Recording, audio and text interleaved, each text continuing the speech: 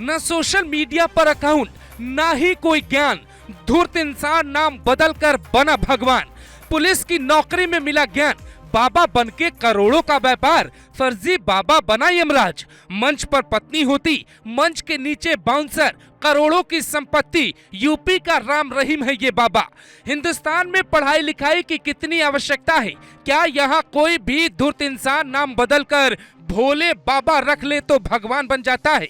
जिस बाबा के सत्संग में इंसान की जान की कीमत कीड़े मकोड़े की तरह होती है, उस बाबा की कहानी अपने आप में हैरान कर देगी। पर ये सवाल उठता है कि ये बाबा है कौन, कहां से आया? क्या बाबा के पास कोई चमत्कारी शक्ति थी? हाथरस कांड की ABCD क्या है? एक तरफ संसद में PM मोदी का संबोधन चल रहा था, दूसरी तरफ योगी की एक जरूरी बैठक चल रही थी। हमारे देश के नेता राजनीति में व्यस्त थे, तभी खबर आती है कि अस्पताल भर गए हैं। प्राइवेट अस्पतालों को रिजर्व पे रखा गया है। शहर के एम्बुलेंस कम पड़ गए, डॉक्टरों को बाहर से बुलाया जाता है। ये वही हाथरस है जहां बाबाओं का पूरा प्रकोप होता है। बाबा का पूरा नाम नारायण साकार हरि उर्फ भोले बाबा है। सवाल ये नहीं है कि नाम क्या है, सवाल ये है कि ये धूर्त व्यक्ति रामपाल और राम रहीम की तरह ही बाबा कैसे बना? इसकी कहानी क्या है? कहते हैं पंडाल में आने की फीस लेता है, बताते हैं कि बाबा का पूरा भौकाल है।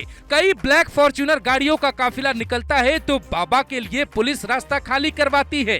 दावा ये भी है कि 40 से ज्यादा निजी बाउंसर बाबा की टीम में है, इसीलिए भीड़ तो फंस गई। बाबा भगदड़ में भी जान बचाकर भाग गया।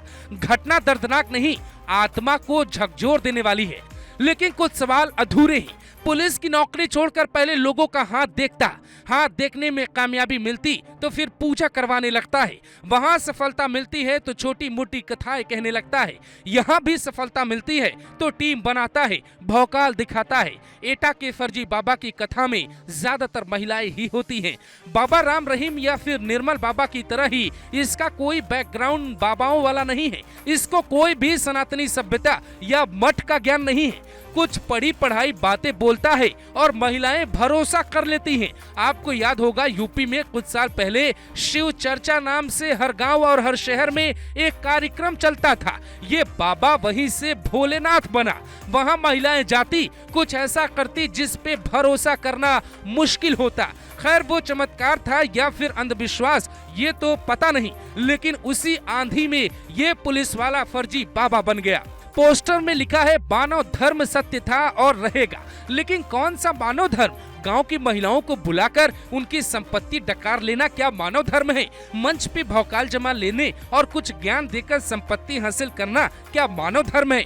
DMSP की नौकरी तो जाएगी, लेकिन बाबा का अंत होने वाला है। खबर है कि घटना के तत्काल बाद अलीगढ़ के अधिकारियों की एक ज्वाइंट टीम बना दी गई है। योगी ने अपने सबसे खास अधिकारी और यूपी के मुख्य सचिव मनोज कुमार सिंह को भेजा है। एनकाउंटर स्पेशलिस्ट और यूपी के DGP प्रशांत कुमार भी पहुंच गए हैं। ऐसा हो सकता है कि ये यूपी का पहला बाबा हो जिसका घर बुलडोजर से गिराया जाए, जिस पर पुलिस अपराधियों वाला एक्शन ले, क्योंकि कहा ये तक जा रहा है इसने पिछले 15 सालों में करोड़ों की संपत्ति बना ली है। कई करोड़ों की जमीन खरीदी, कई लग्जरी गाड़ियां ली, कई आलीशान इस बाबा ने बना लिए। पंडाल में ये बाबा होता, लेकिन पंडाल के बाहर ये किसी धौंस जमाने वाले गुर्गे से कम नहीं होता। चिंता इस बात की है कि भोली भाली जनता फर्जी बाबा के झांसे में कैसे आ गई। योगी की पुलिस इसे ढूंढ रही है, क्योंकि ये बाबा नहीं बल्कि यमराज है जो इंसानों का काल है। दर्द है तो स्टोरी शेयर करिए, लोगों तक पहुंचाइए। ऐसे फर्जी बाबाओं से घर की माँ बहनों को बचाइए, क्योंकि जब मौत आती है तो नकली बाबा भाग जाता है।